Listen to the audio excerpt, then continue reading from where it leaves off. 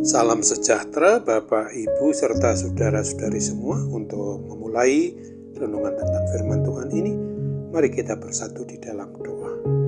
Tuhan Allah Bapa di sorga yang memelihara hati, akal, pikiran, dan perasaan kami umat manusia, berfirmanlah kepada kami, sebab kami bersedia untuk mendengar, dan atas pertolongan Roh Kudus mampukan kami agar boleh melaksanakan firman-Mu itu dalam hidup kami sehari-hari. Hanya dalam nama Tuhan Yesus kami mohon kepadamu. Amin.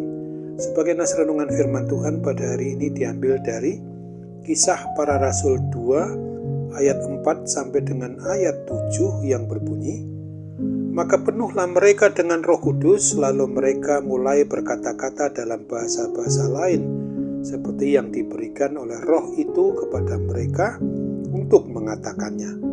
Waktu itu di Yerusalem diam orang-orang Yahudi yang saleh dari segala bangsa di bawah kolong langit. Ketika turun bunyi itu berkerumunlah orang banyak.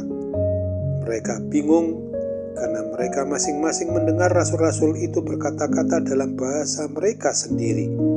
Mereka semua tercengang-cengang dan heran, lalu berkata, bukankah mereka semua yang berkata-kata itu orang Galilea? Sebagai tema yang diangkat dari nas renungan kita adalah umatnya mampu berbahasa yang dimengerti. Apabila kita baca Kejadian 11 ayat 1-9, maka kita diingatkan tentang kisah kecongkakan hati umat manusia pada waktu itu yang ingin membangun menara Babel dengan dasar dari dunia ini sampai ke langit, sampai ke surga, agar mereka bisa turun naik antara bumi dan langit.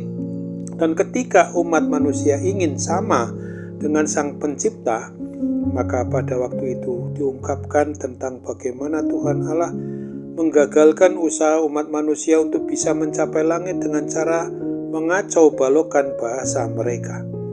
Dan ketika umatnya tidak dapat lagi saling berkomunikasi, maka umat manusia pun terpecah menjadi berbagai etnis, suku, bangsa, dan bahasa lagi. Oleh karena hidup umat yang dipisahkan oleh bahasa, sejak waktu itulah kita umat manusia berusaha keras untuk bisa dan dapat saling memahami satu sama lain dalam penggunaan bahasa.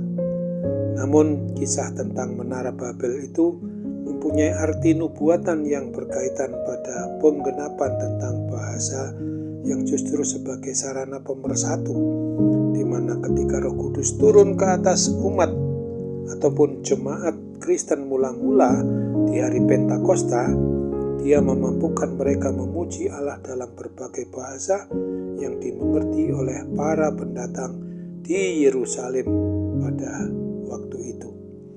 Bahasa pemersatu yang dikaruniakan oleh Roh Kudus itu adalah sebagai sarana untuk memberitakan Injil keselamatan bagi umat manusia di segala bangsa di kolong langit ini. Oleh sebab itu, ingatlah akan apa yang telah dijanjikan oleh Tuhan Yesus kepada para murid-Nya dulu, dan sebagaimana juga kepada kita di masa kini dan di sini, sebagaimana yang dituliskan pada Kisah Para Rasul 1 ayat 8 yang berbunyi, "Tetapi kamu akan menerima kuasa kalau Roh Kudus turun ke atas kamu, dan kamu akan menjadi saksiku di Yerusalem dan di seluruh Yudea dan Samaria dan sampai ke ujung bumi." Amin. Mari kita kembali bersatu dalam doa.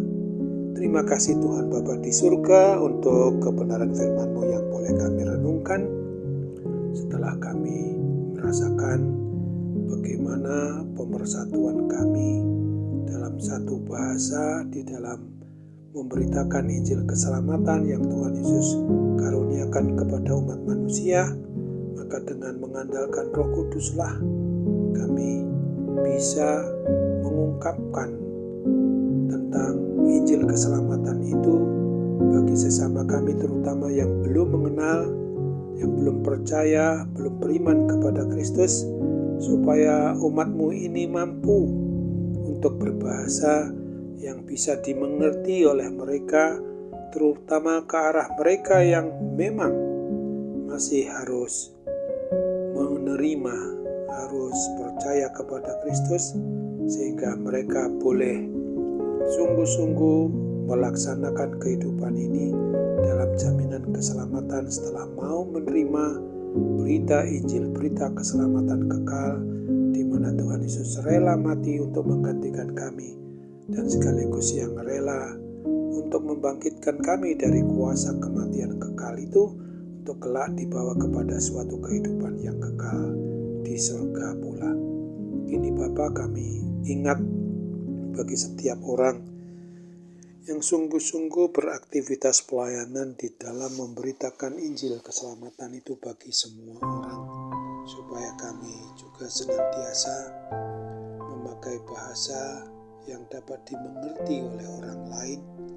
Dengan bahasa itulah kami tahu, selain mempersatukan kami untuk senantiasa boleh mengenang akan perintah agung Tuhan Yesus supaya kami memberitakan Injil itu ke semua bangsa di dunia ini, terutama yang memang dapat kami jangkau. Namun dalam segala keadaan itu, sedikit banyak kami sering terganggu oleh adanya sakit penyakit yang mengganggu kesehatan tubuh jasmani kami, sekaligus juga bisa berdampak kepada tubuh rohani kami, dalam arti keyakinan iman percaya kami, karena fisik kami lemah, seringkali berpengaruh kepada hal yang bersifat kerohanian itu. Kami percaya Tuhan menolong kami, memampukan kami untuk melawan segala kuasa sakit penyakit yang bersifat jasmani sekaligus yang rohani itu, supaya kuasa-kuasa kegelapan, kuasa-kuasa jahat boleh diusir oleh kekuatan dan kuasa-Mu sendiri, sehingga kami boleh dibebaskan dari gangguan kesehatan jasmani rohani itu, dan kami sungguh-sungguh boleh mengalami kepulihan dan kesembuhan dari anugerah yang Tuhan Yesus anugerahkan kepada kami, yang Tuhan Yesus berikan kepada kami, untuk menggunakan apapun yang memang ada pada kami oleh karunia-Mu itu, di mana Tuhan Yesus boleh dipuji dan dimuliakan menjadi Tuhan dan Juru Selamat bagi semua umat manusia. Terimalah doa dan permohonan kami yang kurang sempurna. Hanya Tuhan yang menyempurnakan dan mengabulkan. Dalam nama Tuhan Yesus kami mohon kepadamu.